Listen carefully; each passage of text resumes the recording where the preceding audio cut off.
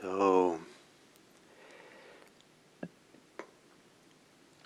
breathing in, one concentrates, breathing out, one concentrates the mind. Breathing in, one steadies the mind. Breathing out, one steadies the mind. Breathing in, one unifies the mind. Breathing out, one unifies the mind. So all these words, concentrate, steady, unify, are all kind of facets of the same thing, of developing and deepening meditation practice. And it can be helpful in the deepening of practice to have some landmarks, to have some signposts, some kind of sense of where we're going or what we're looking for, what we're valuing as we develop meditation practice. Because subconsciously, unconsciously, the mind is valuing all kinds of things, and that's why the thoughts go off thinking about the past, future, fantasy, what we're worrying about, what we want, because we value, we prioritize, or we put value into those concerns. But if we have value in the process of meditation and the signpost, the experiences of meditation, and enough to recognize them, then we make space for them to grow. We make space for them to nourish us and support us and provide more confidence, more reassurance. Oh, this is good. This is the right thing to do. So it's easier to put down our preoccupations. And so with this deepening of the practice, there's things like the mind becomes stiller, quieter. The body becomes softer, more malleable. There becomes a sense of well-being of different kinds, joy and happiness, settledness. There can be a sense of joy and happiness. There can be equanimity. There can be a sense of being really embodied. Like now I really feel the vitality of our life coursing through us and really feeling present and whole or settled. It feels so good to be at home in this body. And the same thing with the mind. The mind can feel, have assurance to it, be peaceful. The mind can start feeling expansive, as if the mind has a room for all the little details, all the dramas of our life, all the concerns we have, all the little experiences. The details, anything that's a detail, can be held now in a mind that's really broad and wide, like a very large room, or that can hold everything, everybody inside in a peaceful, spacious way. So this expansive mind, open mind. There can be for some people a sense of brightness, even light, that comes on, that feels really good. But I wanted to provide you with 3 similes, analogies that the Buddha uses for this deepening of meditation practice. And the advantage of similes or analogies is that each person kind of interpret it or find themselves in it more easily than with a clear kind of technical description of what might supposed to be happening in meditation.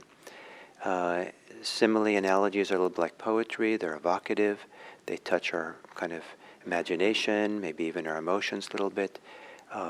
These things also can a little bit kinesthetic or somatic sometimes, these images, so that our somatic involvement with associations come into play as well. And there's a lot of room for personal uniqueness, so our own way of finding ourselves in these analogies. So I want to offer 3 of them, and they're kind of 3 progressive deepening stages of meditation.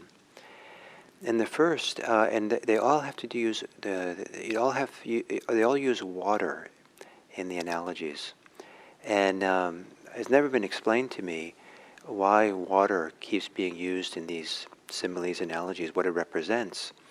But I take it to represent the mind, or awareness itself.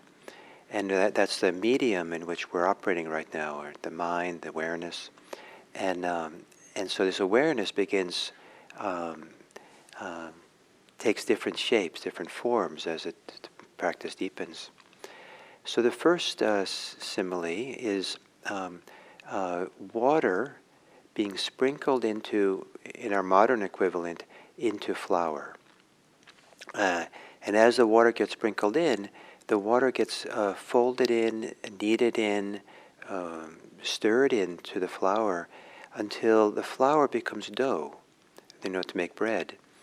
And so what's important is that all the water that's being sprinkled in gets kneaded in and spread out evenly throughout the dough.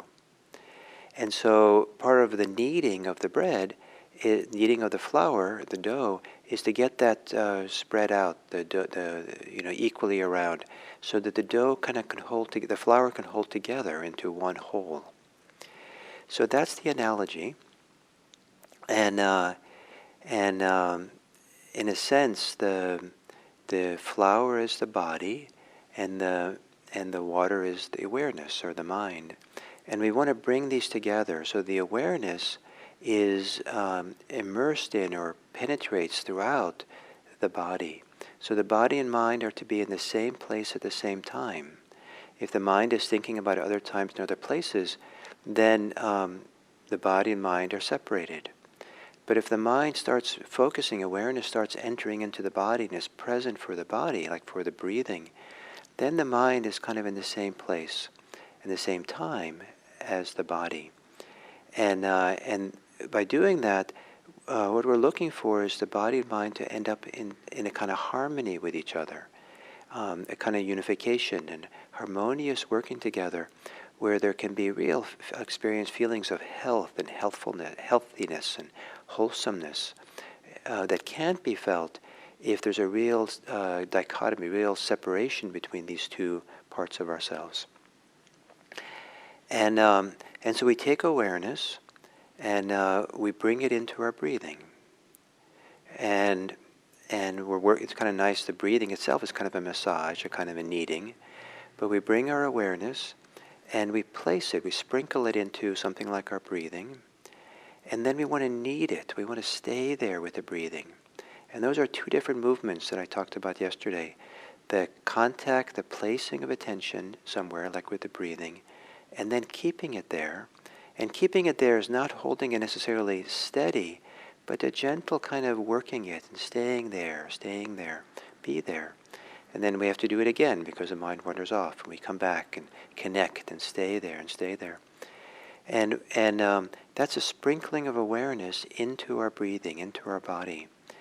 And we're kneading it in. And so there's a massage, there's a rhythm of coming back and applying ourselves, staying there, reconnecting. And so for every beginning of the inhale and beginning of the exhale, there's a kind of gentle reconnecting that goes on there. And then it's staying there, stay there, be there. So the massage. And so slowly, we're beginning to penetrate awareness into the whole experience of breathing. So it's continuous and fills the experience of breathing wherever that might be in the body. And then there's a kind of, as we get a hang of doing this and feel like this is going well, there can be arise a gladness, certainly the gladness and happiness of relief, of not being lost and preoccupied in some of these thinking that we have, that maybe not for some of you, but for many of us, is not so much fun. It's not a great thing sometimes to spend a lot of time caught up in thoughts and ruminations and stuff. And what a relief it is to have the thoughts recede enough and not be pulled into their orbit and be settled and here. So there's work involved. This kneading, this sprinkling in, coming here. The next analogy is that what I used in meditation is that now is the mountain lake with the underwater spring that flows through it. And now, in a sense, awareness has become very stable and expansive and big, and kind of penetrates or is resting or is maybe coterminous with the body. That somehow Now, awareness and the body are not so distinct, but we really feel the fullness, the vitality, the aliveness of the body, where the sensing, the sensory apparatus of the body, the sense endings of the body, are part of the awareness system. And so awareness is not just cognitive, a mental observing or knowing, but there's a broader feeling of sensing and aliveness that's part of awareness. And so the body and mind now are there together as partners. And then within that, the concentration, the steadiness, the real kind of intimacy with just breathing it has this inner goodness and nourishment to it, that there's a welling up of a kind of joy or well-being or delight that's not evaluative. It's not like we have to think ourselves into being happy. It's almost like some people say that there are joy hormones or serotonin and endorphins that get released in this steady massaging, staying with a focus of concentration. A sense of well-being wells up, and there's a flow of vitality that feels like it comes from the inside out, a joy that comes from the inside like a spring going forth. The last analogy is now, the deeper meditation, the sense of flow and vitality and joy settles away into a very deep, satisfying peacefulness. And the analogy is that of the lake has now become, or a lake has become really still, unmoving. And there's lotuses growing in it, meaning it's not a cold mountain lake or something, but now it's a very nice temperature lake that's very comfortable to be in. And there's beautiful lotus, many different colored lotus flowers submerged in the lake, floating on the lake. And this sense of everything's very peaceful, everything is calm, very still. And everything that's known within that calmness, even though conventionally it might be something that's not, maybe a little bit of, I don't know, something not so nice maybe, but everything that is touched by awareness now, touched by the water, is like beautiful lotus flowers floating there peacefully in space, in the water. So initially there's work with the kneading of the dough, and then there's no more work, and it's just a flow that's happening. We're being carried by the flow, and then the flow calms down, and we're just kind of in this very peaceful place, very still place, where everything just feels beautiful. And it's in that, and in these states, where there's a lot of reassurance, a lot of confidence, a lot of equanimity. And it's a beautiful thing to tap into this capacity for deep confidence, deep serenity, deep reassurance.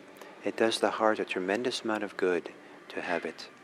And it does not depend on the things in the world around us being just right, being fixed. It's this very private inner place inside that becomes a resource for which we can kind of enter into the world in a wonderful way. So maybe those analogies are interesting for you to play with and work with. And maybe this topic of inner reassurance, assurance and confidence is something that you can explore how that lives in you as you go through the next day. And I look forward to seeing you tomorrow. Thank you.